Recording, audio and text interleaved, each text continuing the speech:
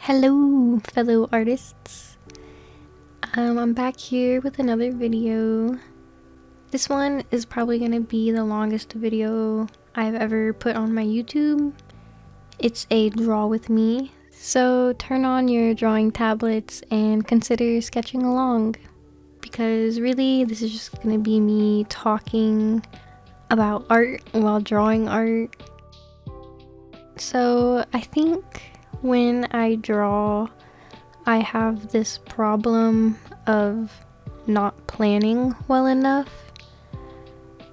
Sometimes I'll just like open a document and all that I know is I want to draw like a girl, and I'm not lazy, but I don't have enough like motivation to like search up a ton of references, and I just dive right in, and then 20 minutes into the drawing, when it's looking like a sack of potatoes, I get really angry and discouraged. And I feel like recently with my art, I've kind of been setting myself up for failure because I'm not spending 15-20 minutes gathering references or inspiration. Instead, I'm just like hopping right in and expecting a masterpiece to just appear on the page, and it's highly unrealistic, yet I keep doing it over and over, and it's almost like I'm burning myself out because I'm like, why am I not being able to create something super beautiful? And then it's like, I know the answer, but I like refuse to fix it. And I'll have days where I'm like, I'm gonna do this right. I'm gonna spend time gathering my images and then create like a mood board and then, dive into creating this masterpiece. I've done that like 4 times, and those artworks are still just like half completed. And I don't know what my issue is with that. Like this art piece I'm working on right now on the screen, I didn't know I wanted to draw an elf. I didn't know I wanted her to have white hair. I didn't know I wanted her to look, kind of stoic, and it just came onto the page. Art for me has kind of been always something to do to relax. So if I have to actually think, I can like really just get angry because I'm like, I don't want to think. I just want like something beautiful to appear. But the truth of it all is that you do have to think. You have to think about where the light is hitting. You have to think about proportions. And I'm just not at that level yet where I can do it naturally. But thinking just like wears me out. I always have like a YouTube video open when drawing or music, but I can never like watch a movie or something. Like I've seen people do speed paints and you can see that there's like anime in the background. First of all, how do you even read like the subtitles? Like I cannot focus like that on an anime and draw at the same time.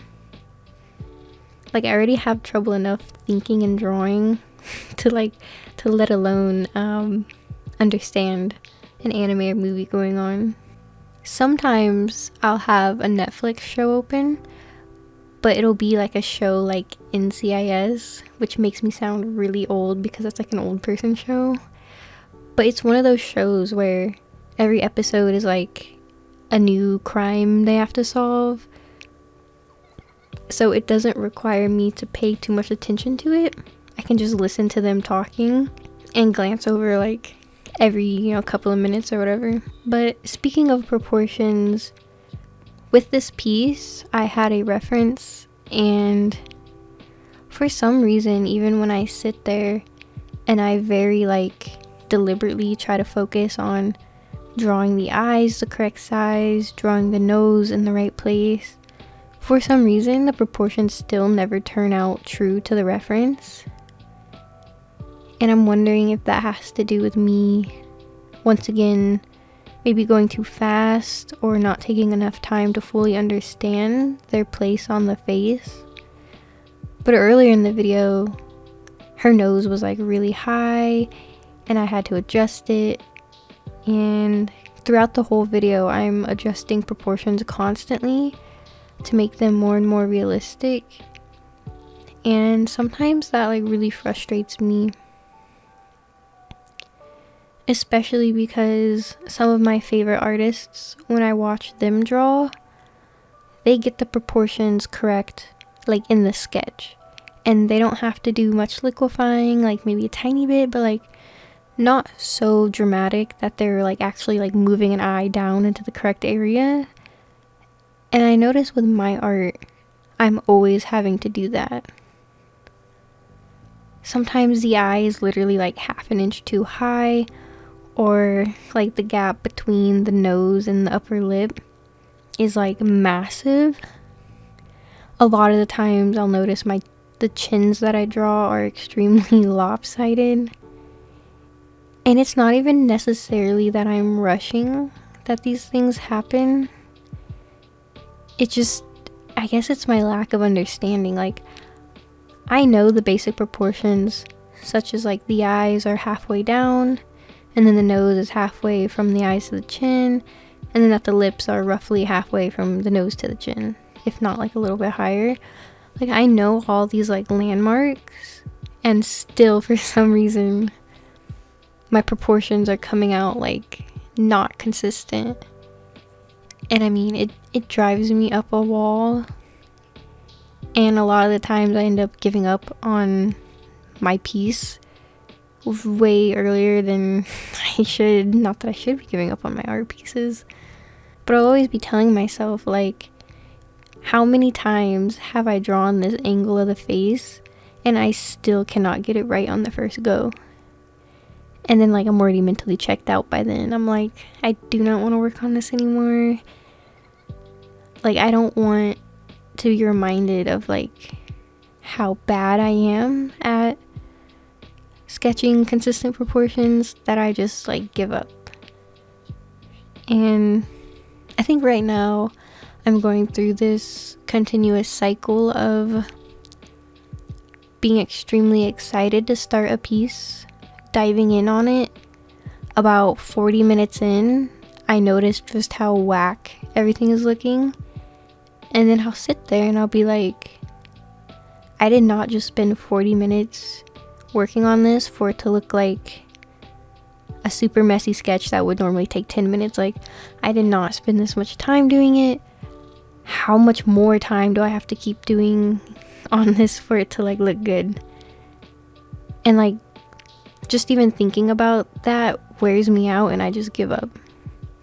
And if I'm being honest, I think my insecurities about that process stems from watching so many speed paints and reels on Instagram and YouTube, because things are so highly sped up nowadays. Like, even my speed paint, I had to speed it up because I think the whole process took about 2.5 to 3 hours, and I can't have this video be that long, so I sped it up. But when you watch these sped up videos, I think our brains have a hard time calming down and, you know, differentiating the speed from real life. Like, whenever I see a speed paint of this beautiful art just coming to life in like 20 minutes when it really took the artist, 5, 6, 7 hours, I'm like, I need to hop in and create something super amazing too. And I just watched this speed paint. Why is my art not coming to life as quick as theirs? I think that's something subconsciously that's been causing my struggle with taking my time. And I think social media has a really big impact on that, because social media like Instagram and YouTube, if you're not consistently uploading, then it's almost like you're being forgotten. I don't exactly remember who I heard say that, but I had heard a YouTuber make a post about how if you're not uploading a video, someone else is, and that person is taking your viewers. It's like the same exact concept for business. Like, if you're not doing new products and you're not consistently getting out there and advertising, someone else is advertising, and in return they're going to be making the profits because people are seeing their stuff and going to them instead of you. And with social media, that pressure of always posting is very extreme, and it takes a lot of the natural creativity out of the process. And I almost find myself rushing these artworks just so I can post and get some kind of instant gratification. And then what's even worse is if that gratification doesn't come, I'm just kind of left like there alone, kind of just like, why did I rush this artwork? When your expectations are so high, it's hard to appreciate very tiny things. And I think that is kind of the downside to social media. It's really stressful to kind of always be on the chase of followers. I think it depends on who you are and what your goals are, because if you want to make money off of your art and you want to turn it into a living, and you're spending like all your time doing it to get better, all your time posting, all your time maybe like making products or stickers, or just spending like your whole life and putting all of your heart into it only to get like very little engagement, it can be like very demoralizing. And I don't think anyone should be seen as disingenuous for seeking out more followers or anything, because it's like those followers is what makes some artists being able to do what they do, such as on YouTube. Like, the more viewers and the more subs that you have, the more income you get from YouTube, if you get any income at all. And I think that can lead to like a very stressful time. It kind of turns this really fun hobby of art into a chase. Like, I have to get more subscribers, I have to get more views. If I'm not posting content constantly, then I am not, gaining those subscribers and those views, and I'm not earning money. And if that is someone's full-time job, they kind of have no other choice but to like chase those numbers. And then it's like a loop right back to the start of, I have to draw art to get viewers so that I can survive and make money. But when do I actually sit down and truly enjoy art and not be stressed out about the numbers behind of it? It's like really convoluted, and it's like way deeper than it needs to be. And I mean, I'm not even at that point in my career. Currently, I only have 800 subs on YouTube, and you can't start monetizing until 1,000 subscribers. But I feel like the grind I've been doing to get to 1K subs has kind of already put me into that mindset of, I need to make really good art so that I can get subscribers, so that I can potentially earn an income, so that I can potentially make this my living and do what I love as a living. But will I still love it if I am forced to constantly do it for the numbers? It's really interesting and stressful all at once. And I found myself experimenting with like different mediums. Like, this Draw With Me is one of the first long formatted videos I've done, because the other videos on my YouTube are more short, like 12-15 minutes, like a quick speed paint with maybe some advice, a quick tutorial type thing. And I'm kind of just seeing what works and what doesn't work, what people find interesting or don't find interesting. And one of my favorite types of content on YouTube are story times. A lot of times people will be doing their makeup and telling their story, or just, sitting there telling the story. And when I was younger, I used to watch a lot of speed paints where the artist tells a story while the speed paint is going. But I almost feel like the speed paint should be related to what you're talking about. So I always find myself like never making videos like that, because like, what if I want to tell a story like my worst movie experience, like going to the movie theater and having to deal with like really noisy people, and like it's really juicy with all this drama and it's like a really interesting story, and then it's kind of like, how do I draw something that relates to that?